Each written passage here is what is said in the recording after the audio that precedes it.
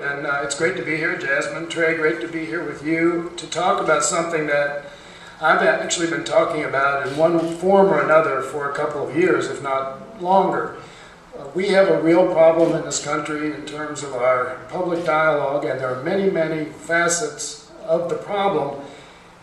The one thing that is ironic about what's happened over the last few weeks is there's really no evidence that political rhetoric directly led to Jared Loughner's attack on Gabby Giffords and those who were there to talk with her. But one of the silver linings could be that we actually do make a change in our public discourse, and that we learn to actually talk about things that matter instead of things that don't. One of the things that, having tried to deal with public policy over the last 4+ years, is that everything we deal with, or virtually everything we deal with now in public policy, is really complicated stuff. Really complicated stuff. And we don't know how to have the kind of discussions about complicated topics. We want to put everything in convenient silos. We want to make things black and white, right or wrong, and virtually nothing that we have to deal with falls easily into those categories. We'll get into as the discussion goes on, including the way we elect people, the primary systems we have, not just the polarization of the two parties, but the dominance of extreme elements in both parties. And of course, the media play an enormous role in what has happened to our discourse. And I will just mention this one little anecdote. A few weeks ago, I was in a kind of a sample boot camp of media training. There were 6 of us, House Democrats, who have done a lot of media, talking to a couple people who were saying, we want to do this for everybody in the Democratic caucus, this training, and so they wanted to try it out on us. And one of the people there was actually a Broadway actor who has spent over the last few years a lot of time actually dealing with public officials, trying to train them to do media appearances. And one of the things that he said, and I did over 100 national media appearances during the healthcare debate, and I never ever heard this, but I kind of thought something was strange. So whenever you're on cable news shows and you're part of a panel where you have a split screen, the first thing you want to do when you sit down and you put your IFB in, your earpiece, is turn the volume down, because they deliberately turn it up so that you will be encouraged, or you will be psychologically tempted to speak louder, to yell. And that's what they want. They want you, they want the conflict, they want the noise, they want the volume. And they've succeeded in getting it. But anyway, one of the things that I think, again, is most important about this, clearly there is the potential danger of very outrageous dialogue, because you never know who you're reaching, as in the case possibly of Jared Loughner. But the thing that concerns me more than the actual physical threat is the threat to democracy.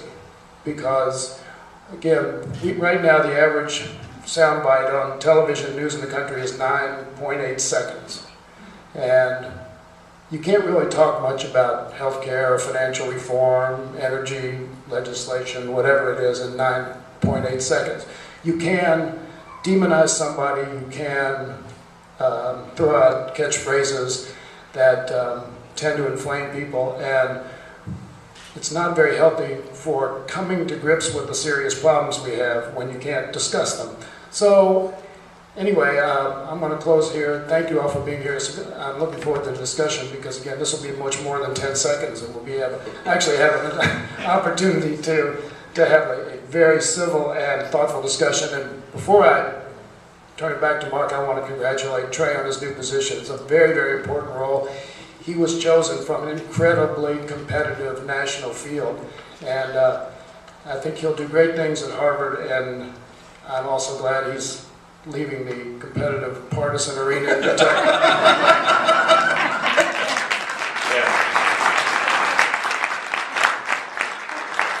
Yeah, for those of you who don't know, John Yarmuth is a Democrat, Trey is a Republican. So. And here at the University of Louisville, we appreciate the idea that we can have public discourse here and share ideas and get on each other a little bit without being disagreeable. I was driving, and emails kept coming back, text messages, phone messages from people congratulating me, and I got one back from Gabby.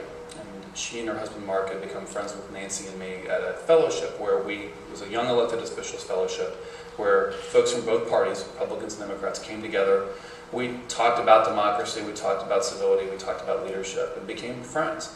And Gabby and I had kept up over the years, and actually on election night this past year, election eve this past year, we texted each other beforehand. I wished her luck in her race, and I was glad that she won. So I got this great email back from her that she and Mark wanted to come up to Boston and work with me in my new job, and she mentioned wanting to pursue this conversation we're going to have today about civility and political discourse. It's something we've talked about in the past. And so after the tragedy happened in Tucson, Ryan Alessi, I don't know if Ryan's here or not, but Ryan had gotten from a copy of the email and so wrote a story, and then I ended up being on TV all around the country. And it's a little bit odd and awkward talking about it, I got to confess. But it was an important topic. It is an important topic. It's an important topic to Gabby, and I'm glad we're having these kinds of conversations. I don't have a lot of great solutions other than, we've got a few we'll talk about later, but I think all of us have it in themselves to dial down, to dial down the earpiece, to dial down that dialogue. But one thing I think we have to be careful to not do is use this as an excuse to not defend forcefully our positions. And not to, it's okay, legislation you have to compromise sometimes, but not unnecessarily compromise your principles. That's not what we're talking about here. Let's be clear about that. What we're talking about is people who maybe disagree on an issue, finding common ground, or if there's an area where you probably would have that common ground, don't automatically assume that just because one's a Republican or Democrat or a liberal or conservative, that there isn't something where you can work together. And I think that's one of the things that we see too often in Frankfurt and we see too often in Washington is this reflexive, oh, I can't work with him or her because he or she's on the other side. And you just ignore where you can work together. So I'm looking forward to talking more about this in detail, but I'm glad we're having this, and thanks to Mark and to U of L for organizing it. But Jasmine Farrier is a political science professor here at the University of Louisville, and the students love her and think she has great classes. And she was all over the media during the last election cycle talking and providing commentary on the elections as they were going along. So, Jasmine, welcome. Thank you.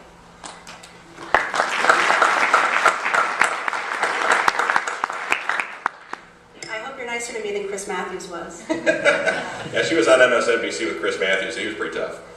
Well, I was told today not to be professorial, but I'm going to exercise my prerogative and say that this is about three things. The first thing is that this is not new. I want to read a very brief quotation that may give Trey Grayson a little comfort. This is by the president of Yale University. If Jefferson is elected, the Bible will be burned. The French Marseillaise will be sung in Christian churches, and we may see our wives and daughters the victims of legal prostitution, soberly dishonored and speciously polluted. So my first point is that this is not new, and although we have every right to feel sorry for ourselves to live in a time of very coarse discourse, we have to remember that in a free society, we have seen this type of behavior before. It's not only about elections, it's also about policy and the people who advocate for policy. This has gone on for a long time. That's point number one. Point number two is that, to your comfort, political science is on this. And these are the ways that political science tries to figure out causality. As you see in the news, sometimes causality is certainly inappropriate. We don't know when one thing causes another, but parties were considered too similar.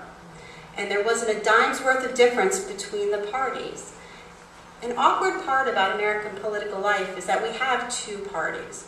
What this means is that within the two parties, there is a lot of conflict about which ideas, which agendas, which regions, which ideologies will be most important to that party.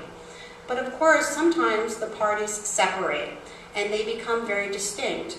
As the congressman implied, it papers over a lot of complicated questions that we should be dealing with perhaps a little bit more openly. But at the end of the day, we only have the two parties, and that does complicate how we align ourselves in the political universe, and also it makes it very hard for them to figure out how to make their differences clear while also learning how to govern. And those two pieces of political life are always in tension with each other.